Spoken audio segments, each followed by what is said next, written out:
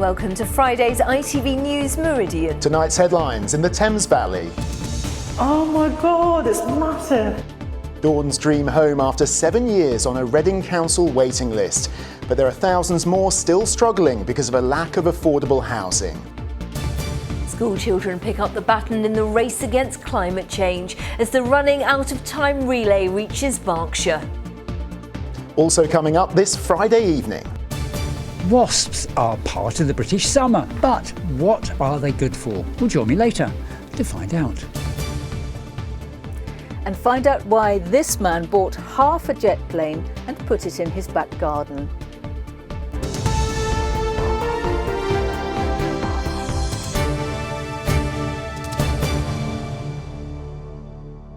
Good evening. A new development of affordable housing has officially opened in Reading today.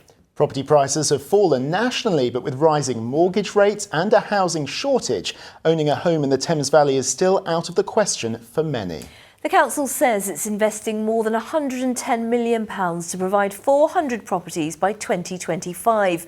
But Reading still has thousands of families on its waiting list, and it's getting longer every month. But for people like Dawn, the wait is over. Here's Wesley Smith. Okay. Oh, wow. Home at last. Dawn gets the key to her own front door after years of waiting. Oh, wow.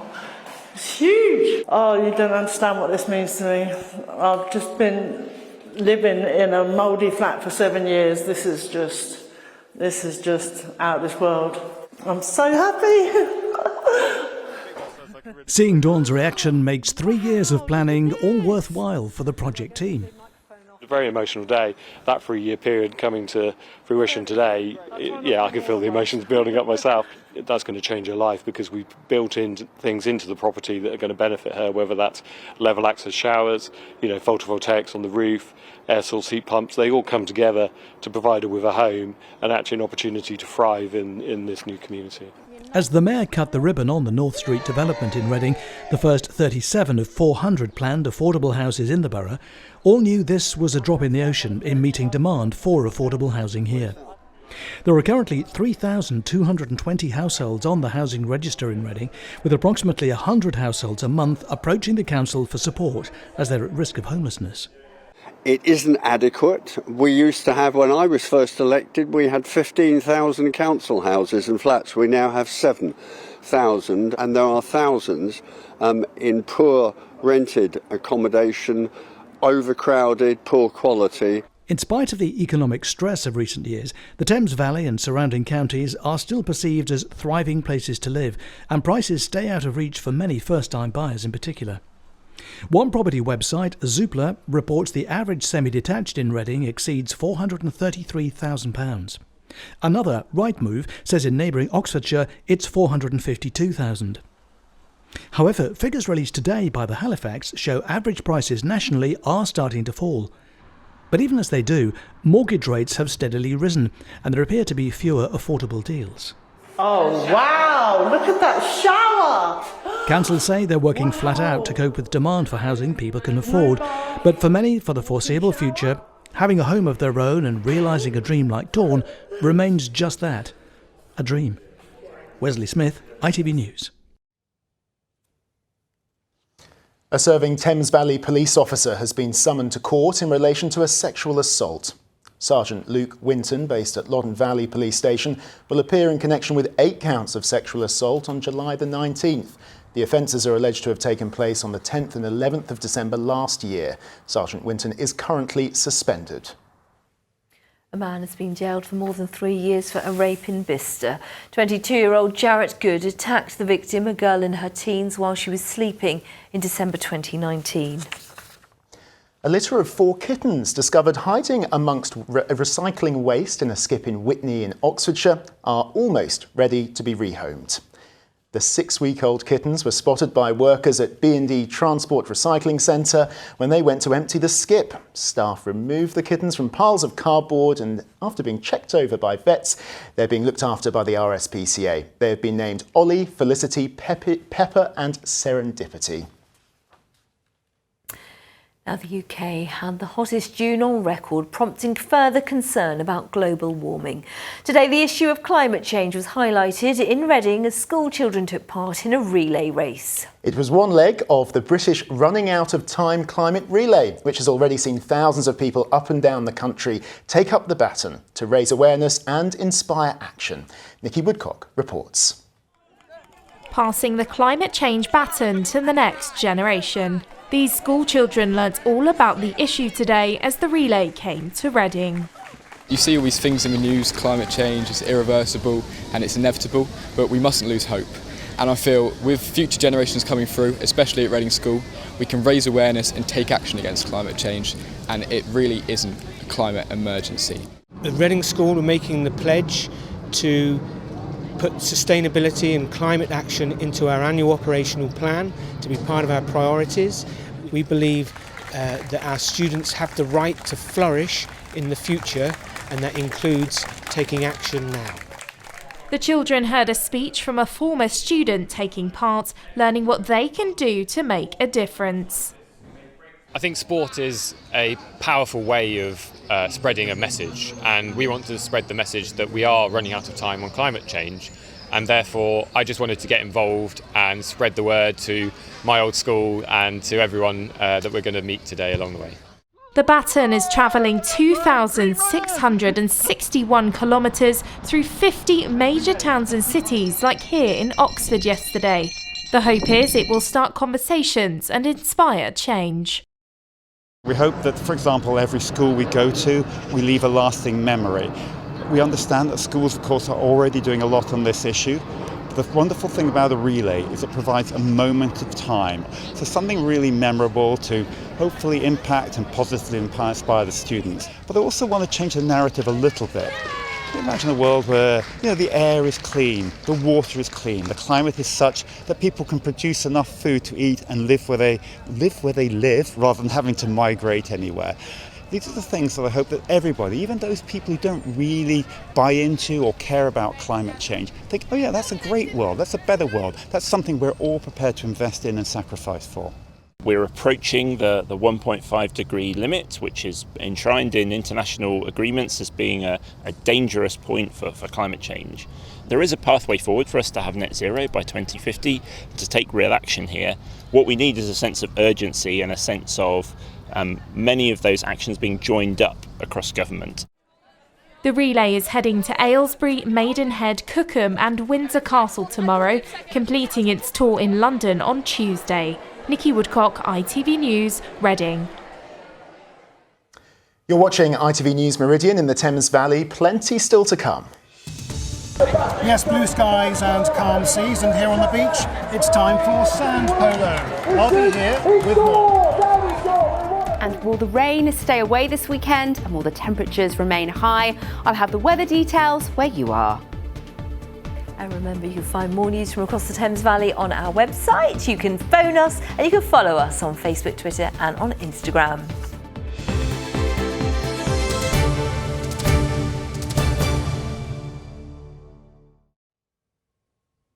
Safety campaigners want drivers to think about how they react when they see blue flashing lights from emergency vehicles heading towards them.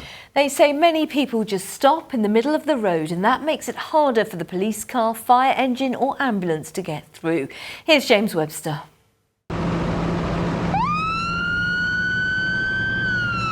The sight and sound that means there is an emergency.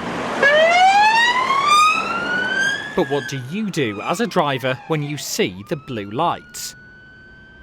We've been asking people in Reading. Looking behind me in the mirror, hear them coming, I'm just like turn the radio off, I'm looking for somewhere to pull over. It can be difficult to know what to do when there's no space to move over.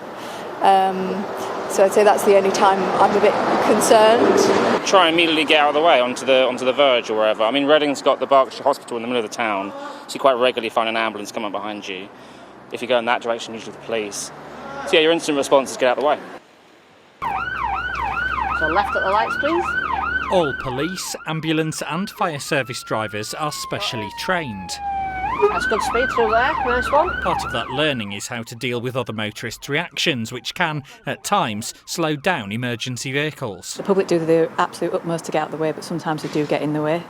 So that'll be things like when there's a centre island and they don't quite pull over enough. So the gap they're creating, it's not a big enough corridor to get the vehicle through. Some people freeze, some people mount curbs, some people will just be as helpful as they can, but people inadvertently will make judgment calls that will get in your way even though they're trying to do the best for you.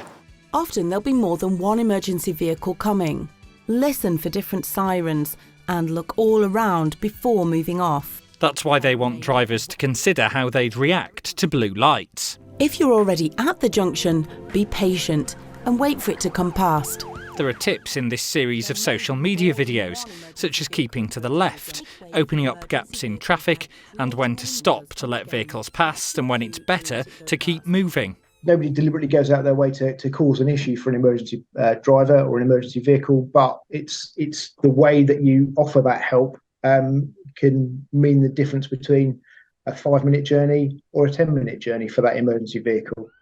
It is all advice which these crew members say can make a significant difference to response times. You do get a sense from them by their vehicle position. We talk about body language with the vehicles.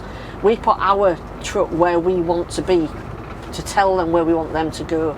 So if we want them to move to the left, we'll go to the right-hand side, and hopefully they will then move to the left.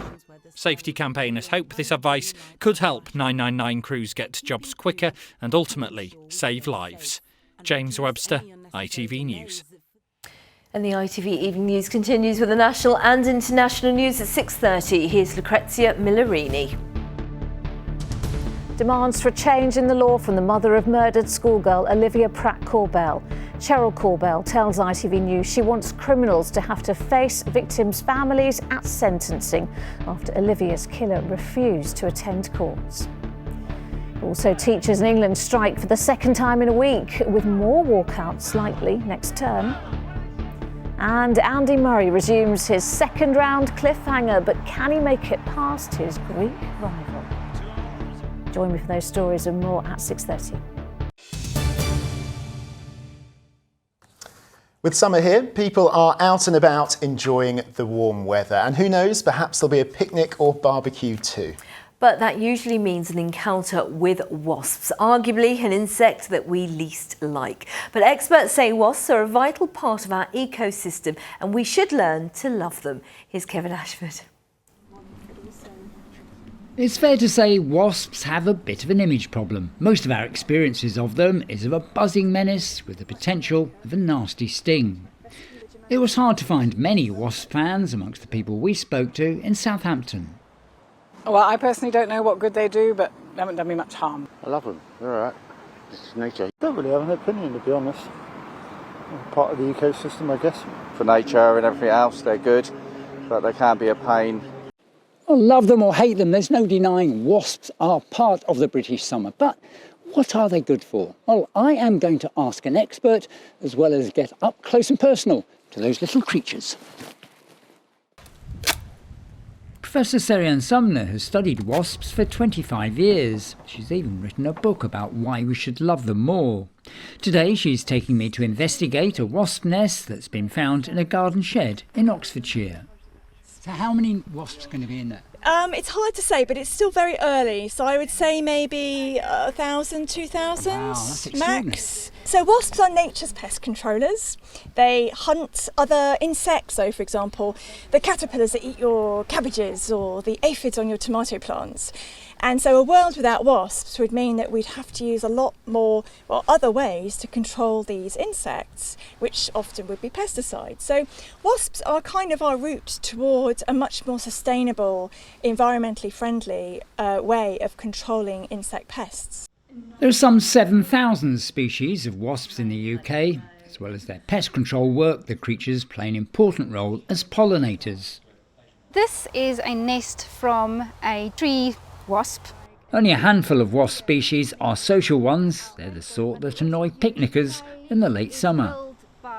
That's when usually the nest comes to an end and there's no larvae to feed anymore, and the larvae usually gives them a sugary reward, so that they're a little bit hungry, a little bit bored, and that's also the time when we are outside having a nice picnic. So it just coincides, and the timing is wrong.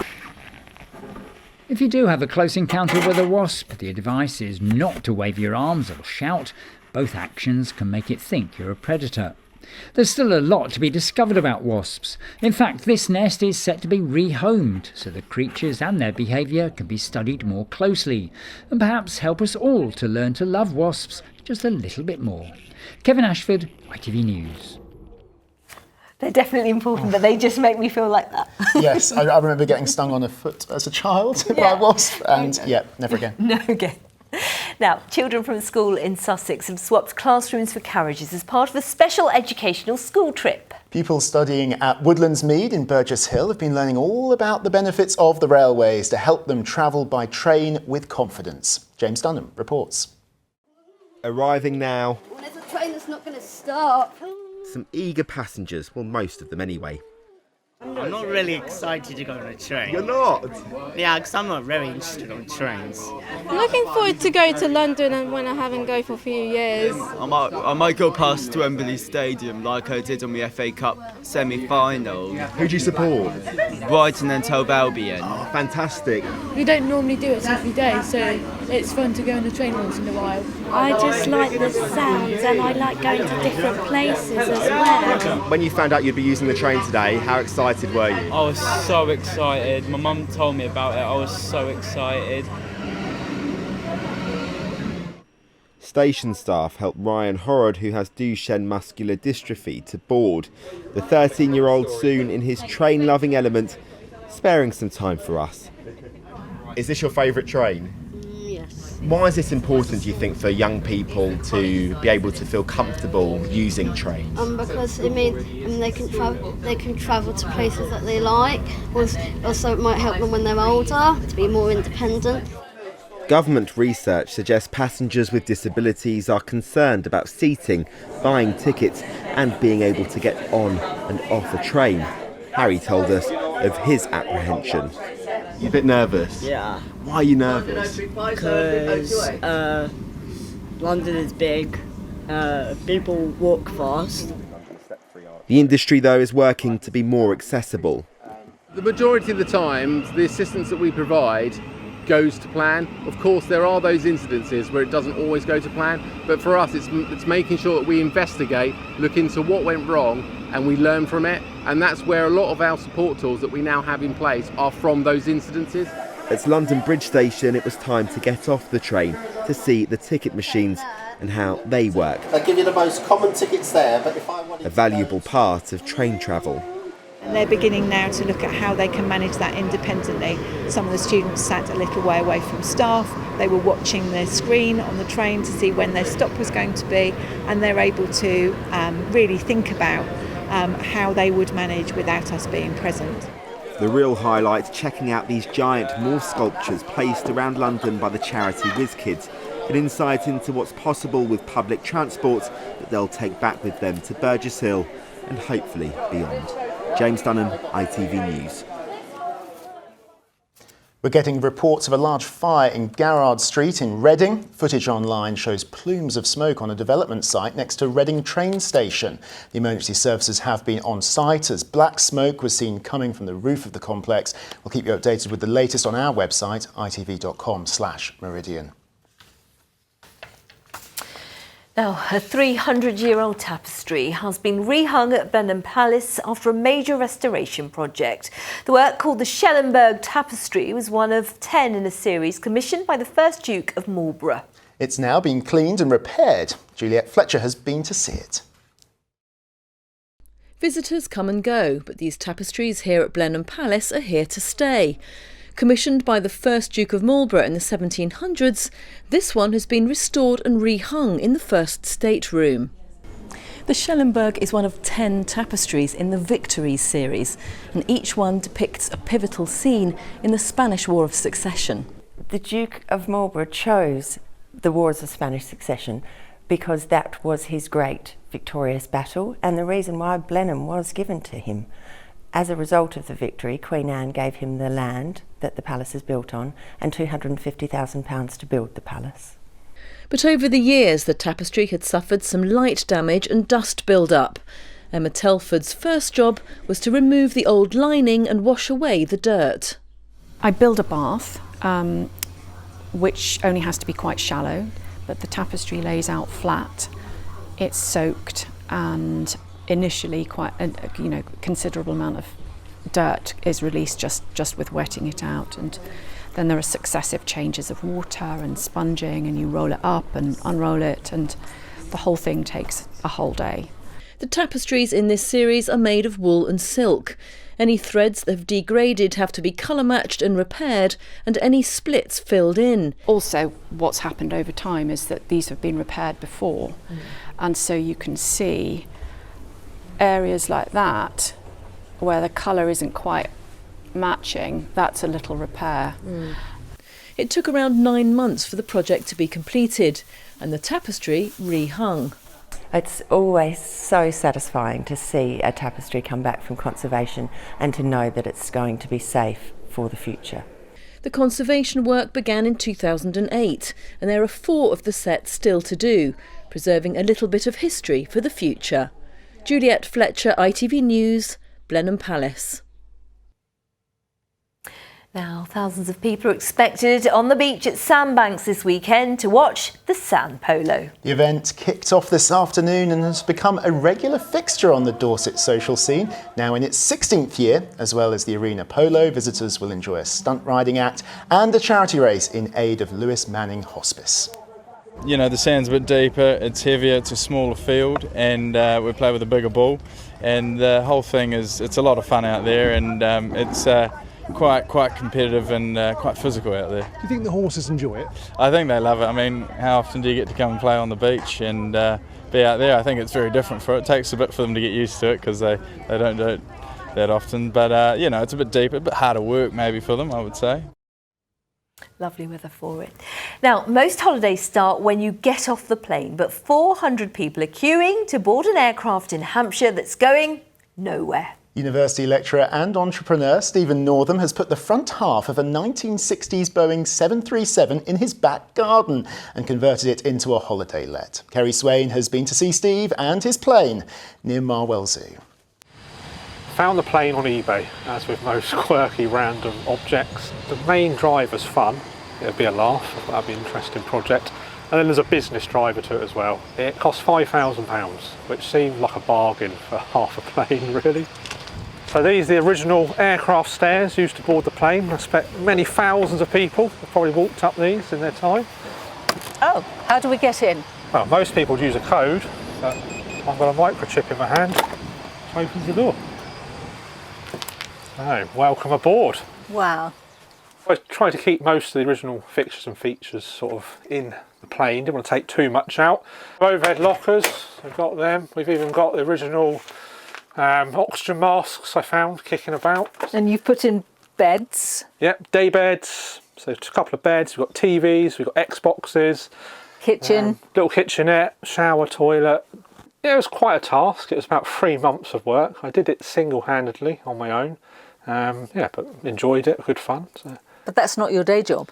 No, I mean, my part-time day job is I'm a university lecturer, so I teach at the University of Winchester, teach business, entrepreneurship, and yeah, the students really love these wacky projects I do. Tell me about the history of the aircraft. So I think it was first built sort of 1968, United Airlines over in America, and then flew over to France and spent most of its life there doing sort of short trips. Obviously the plane's very much grounded, but how are you going to give people this sense of flight again? So the dream is the ultimate boy's toy of an awesome flight simulator in the cockpit of an original plane. So you can sit here and pretend to actually fly the plane as if it were really in the sky. So you've even put a double bed in the hold. Double bed in the hold where the luggage used to go, so a quirky space. And obviously cut out the floor to make it a little less claustrophobic down here. How many people do you think will want to stay here? So already there's about 400 people on the waiting list to come and stay. So it's about 2 years of bookings from people interested in planes, quirky sort of plane features, to families, children, the lot. So yeah, I think it's going to be really popular. Stephen, I think it is. So any turbulence in the weather forecast? With the full forecast, here's Shireen Jordan.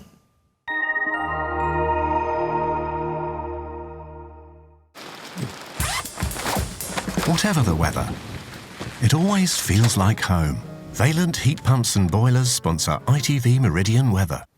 Hello there, I hope you've been enjoying the glorious sunshine that we've been having today. This was the scene earlier at Selsey, beautiful blue sky. Now the Met Office have issued a yellow warning for thunderstorms for tomorrow from 9 o'clock in the morning until midnight for parts of Buckinghamshire, Berkshire and Oxfordshire. So we could see some heavy downpours, up to 50 millimetres of rainfall in a short space of time and some gusty winds as well. It's down to this area of low pressure here, just pushing in that cold front, and that's what could bring us that showery band of rain tomorrow and then some further showers into Sunday. But for the rest of this afternoon and into tonight, a fine end to the day. Light winds coming from a southeasterly direction, and overnight tonight fairly uncomfortable sleeping conditions, quite humid and muggy. In some areas that minimum temperature not falling below 20 degrees Celsius. That would make it a tropical night. Saturday morning gets off to a cloudy start with this band of showery rain pushing its way in from the south and west fairly early. That could bring us some heavy downpours, possibly some thunder in the northern part of the region, but then clearing to showers in the afternoon with some brighter spells as well, and behind that some fresher air starting to arrive. But the maximum temperature tomorrow, 25 degrees Celsius, a little bit above average for what we'd expect at this time of year. That would be around 22 degrees. Let's take a look then at your times of high water for Southampton tomorrow, 2 minutes past 3 in the morning, and again tomorrow afternoon at 3:47.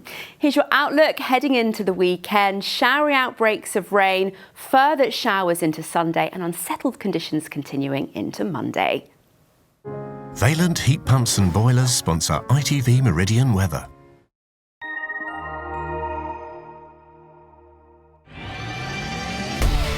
Hello, summer.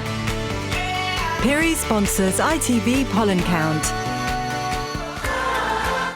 And if you're suffering with hay fever at the moment, we're just past the peak of the grass pollen season. But levels into the weekend are high. They drop down to moderate on Sunday, but back to high into the new working week. In a moment, the ITV Evening News with Lucrezia Millerini. Stacey will have your late update from all of us here. Thanks for watching. Happy weekend. Bye-bye. Bye-bye.